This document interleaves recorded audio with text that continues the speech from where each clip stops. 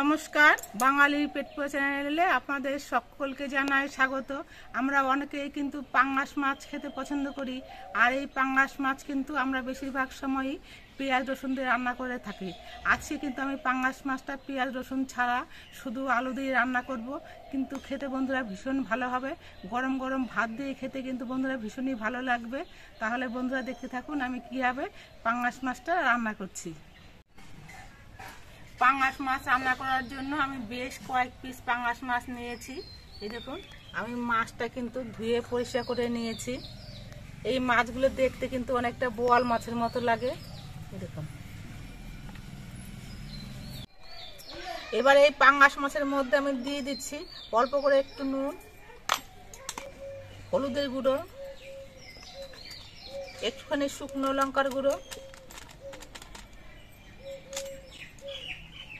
আর এই পাঙ্গাস মাছ কিন্তু ভাজার সময় অনেক সময় ফোটে, তার জন্য একটুখানি সর্ষের তেল দিচ্ছি। এবার মাছটা আমি হাত দিয়ে বেশ ভালো করে মাখিয়ে নিচ্ছি।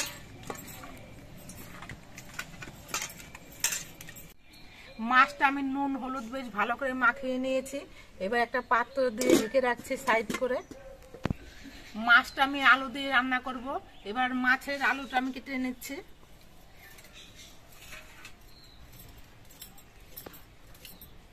চারটে আলুর আমি খোসা ছাড়িয়ে নিয়েছি। এবার আলুগুলো আমি বড় বড় পিস করে কেটে নেব।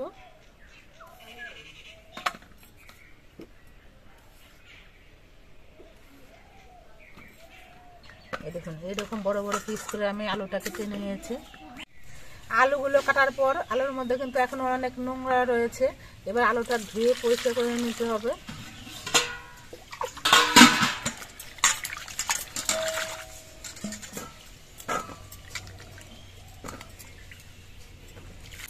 পাঙ্গাস মাছটা আমি পেঁয়াজ রসুন ছাড়া রান্না করব, কিন্তু কিছু মশলা বেটে রান্না করব।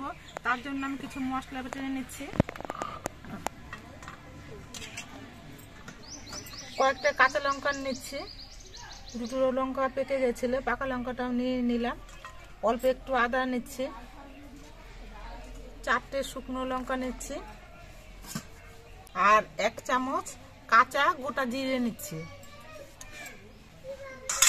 এবার সবকিছু আমি একসঙ্গে বেটে নেব। এইভাবে মশলা বেটে যদি রান্না করা হয় তাহলে তরকারির টেস্টটা কিন্তু অনেকটা ভালো হয়।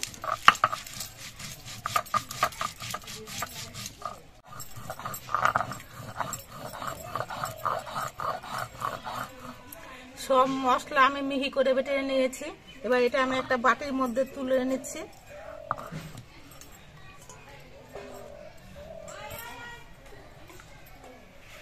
উনুনটা ধরিয়ে নিয়ে আমি একটা কড়াই বসিয়ে দিয়ে কড়াইটা বেশ ভালো মতো গরম করে নিয়েছি।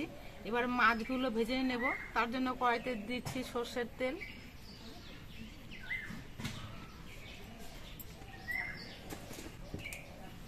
তেলটা গরম হয়ে যাওয়ার পর আমি একটুখানি এরকম ঘুরিয়ে নিয়ে কড়াইয়ের চারপাশে লাগিয়ে নিচ্ছি। এবার কয়েক পিস মাছ আমি একসঙ্গে দিয়ে ভেজে নিচ্ছি।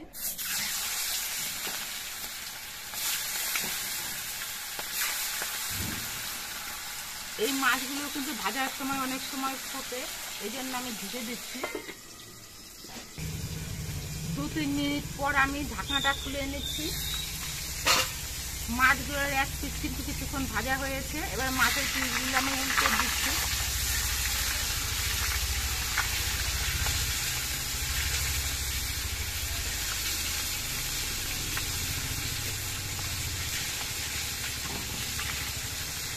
এই পিসটা একটুখানি সময় ভেজে নিতে হবে। আজকে আমি যে পাঙ্গাস মাছটা রান্না করছি সেটা কিন্তু গঙ্গার পাঙ্গাস মাছ, এই জন্য কিন্তু পেঁয়াজ রসুন ছাড়া এই মাছটা রান্না করলে খেতে ভালো লাগবে। যদি চালানি বরফের পাঙ্গাস মাছ হয় তাহলে কিন্তু একটু পেঁয়াজ রসুন দিয়ে রান্না করলেই খেতে বেশি ভালো লাগবে। মাছগুলো দু পিঠে বেশ ভালো মতো ভাজা হয়ে গেছে। এবার মাছের পিসগুলো আমি নামিয়ে নিচ্ছি।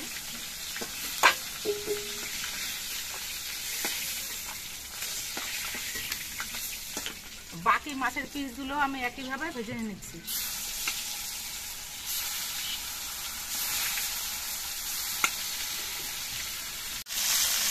আমার সবগুলো মাছই ভেজে নেওয়া হয়ে গেছে। আর মাছগুলো কিন্তু আমি একটু কড়া করে ভেজে নিয়েছি।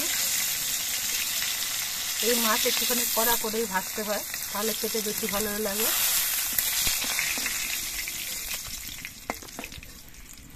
এবার মাছ ভাজার তেলের মধ্যে আমি আলুগুলো ভেজে নিচ্ছি।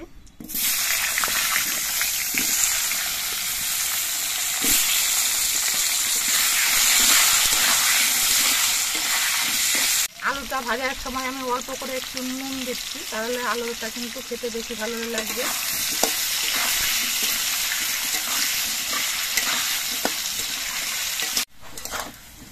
আলুগুলো আমি বেশ কিছুক্ষণ ভেজে নিয়েছি। আলুর কালারটা দেখুন বেশ চেঞ্জ হয়ে গেছে, একটু লালচে লালচে রং হয়ে গেছে। এবার এই আলুগুলো আমি নামিয়ে নিচ্ছি।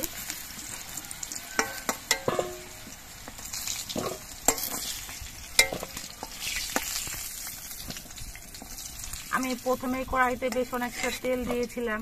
এই মাছটা একটু তেল ঝাল মশলা বেশি দিয়ে রান্না করলে খেতে বেশি ভালো লাগে।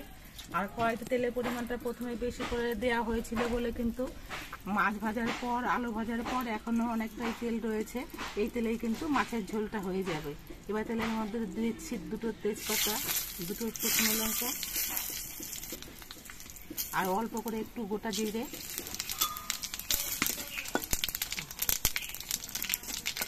এবার এই মশলাগুলো একটু ভাজা হয়ে যাওয়ার পর এর মধ্যে বাটা মশলাটা দিয়ে দিচ্ছি।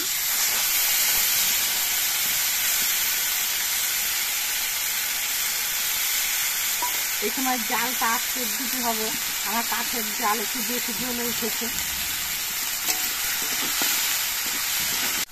এবার এর মধ্যে দিচ্ছি পরিমাণ মতো হলুদের গুঁড়ো, আমি ছোট চামচের 1 চামচ দিলাম।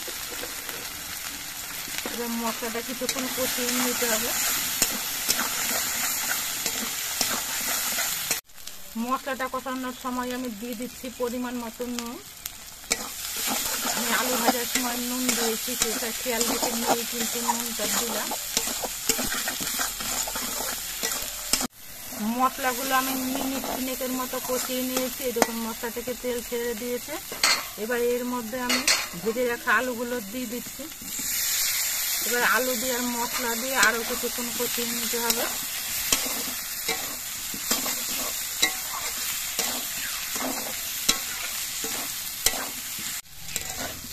আলু দিয়ে মশলা দিয়ে আমি 2-3 মিনিটের মতো কষিয়ে নিয়েছি। এবার এর মধ্যে আমি ঝোল দিয়ে দিচ্ছি।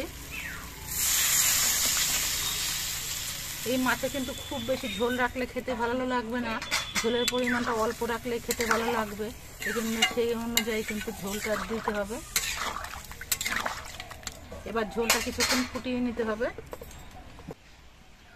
মাছের ঝোলটা উনুনে রান্না হচ্ছে। এই মাছের ঝোল রান্নায় শেষে কিন্তু আমি গরম মশলা দেব। তার জন্য আমি গোটা গরম মশলা নিয়েছি, সব মশলা বেটে দিয়েছি।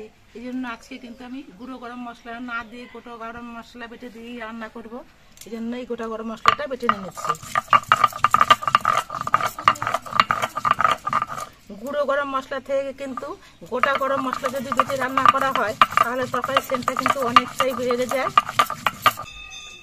আগেকার দিনে কিন্তু সবাই মশলা কিন্তু বেটে ঘষে রান্না করতেন, আর তরকারি কিন্তু খেতে কিন্তু ভীষণই ভালো হতো।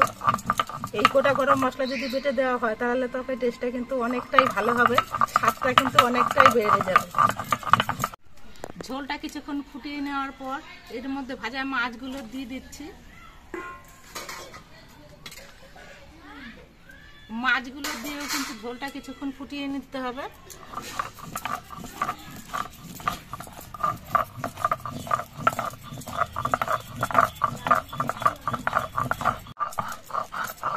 গোটা গরম মশলা আমি মিহি করে বেটে নিয়েছি।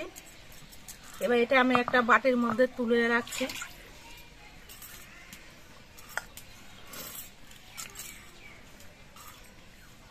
এই গরম মশলাটা নামানোর আগে দেব, এই জন্য কিন্তু এটা বেটে নিয়ে আমি একটা থালা দিয়ে ঢেকে রাখছি।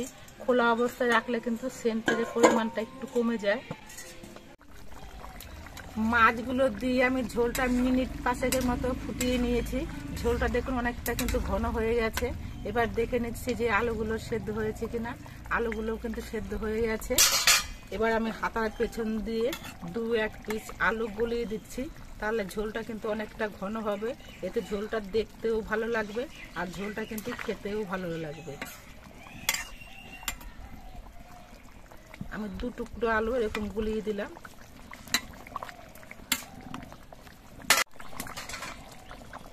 মাছের ঝোলটা আমার প্রায় তৈরি হয়ে গেছে, এবার নামিয়ে নেব।